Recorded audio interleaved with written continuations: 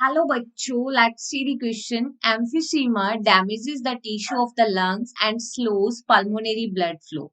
This causes blood to back up, stretching and weakening the wall of the heart and blood vessels.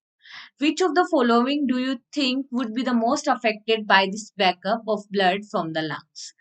देखो question में बोला गया है कि emphysema that is a disease, ठीक है, जो कि लंग्स के टिश्यू को डैमेज कर रही है, जिससे पल्मोनरी ब्लड फ्लो जो है वो स्लो हो रहा है, ठीक है। और ये क्या कोज कर रहा है? ब्लड फ्लो के बैकअप को, ठीक है, हार्ट की वॉल्स एंड ब्लड वेसल्स की स्ट्रेचिंग को और उसको कमजोर कर रहा है, ठीक है। तो हमें बताना है कि ब्लड फ्लो के बैकअप के लिए सबसे ज्यादा हार्ट का कौन सा चैम्बर या कौन सी ब्लड वेसल ज्यादा अफेक्टेड होगी।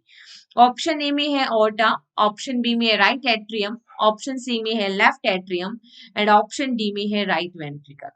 तो देखो, अगर हम इस क्वेश्चन के अंदर की कंसेप्ट के बारे में बात करें तो सबसे पहले तो हमें ये पता होना चाहिए कि एम्फीसीमा कौन सी डिजीज होती है, ठीक है, और ये कैसे अफेक्ट कर रही है लंग्स को।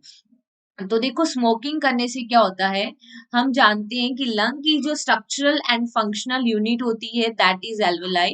Alveoli is the main site for gases exchange, ठीक है। गैसेस एक्सचेंज मेनली कहाँ होता है? लंग्स की एल्वेलाई के अंदर गैसेस क्या होती हैं? एक्सचेंज होती है।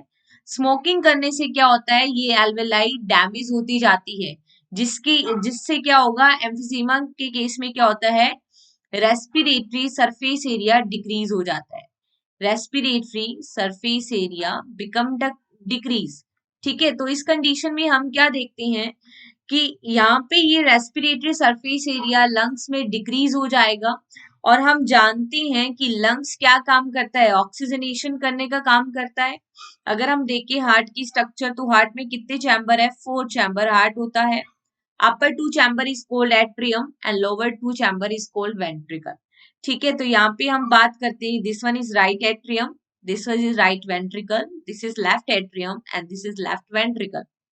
राइट वेंट्रिकल से हम देखते हैं कि जो डीऑक्सीजनेटेड ब्लड है वो कौन कैरी करता है? That is carried out by pulmonary artery, ठीक है। Pulmonary artery deoxygenated blood carry करती है फ्रॉम द राइट वेंट्रिकल, और ये डीऑक्सीजनेटेड ब्लड को कहाँ लेके जाएगी? लंग्स में लेके जाती है, ठीक है। फर्दर लंग से ऑक्सीजनेटेड ब्लड लेफ्ट एट्रियम में आता है through the pulmonary vein, right. इस तरीके से हम प्रोसीजर को देखते हैं कि पल्मोनरी वेन में क्या आएगा?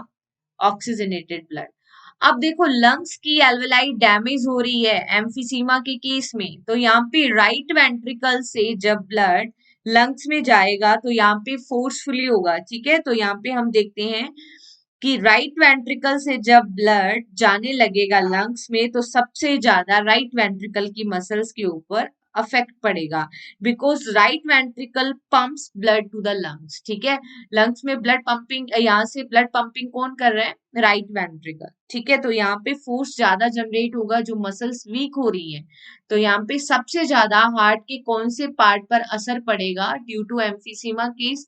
तो वो सबसे ज्यादा अफेक्ट करता है राइट वेंट्रिकल को, ठीक है। तो यहाँ पे जो करेक्ट आंसर आएगा that is only option D, aorta पे नहीं होगा, राइट एट्रियम और लेफ्ट एट्रियम पे नहीं होगा। तो यहाँ पे जो सबसे ज्यादा अफेक्टेड पार्ट होगा दैट इज राइट वेंट्रिकल।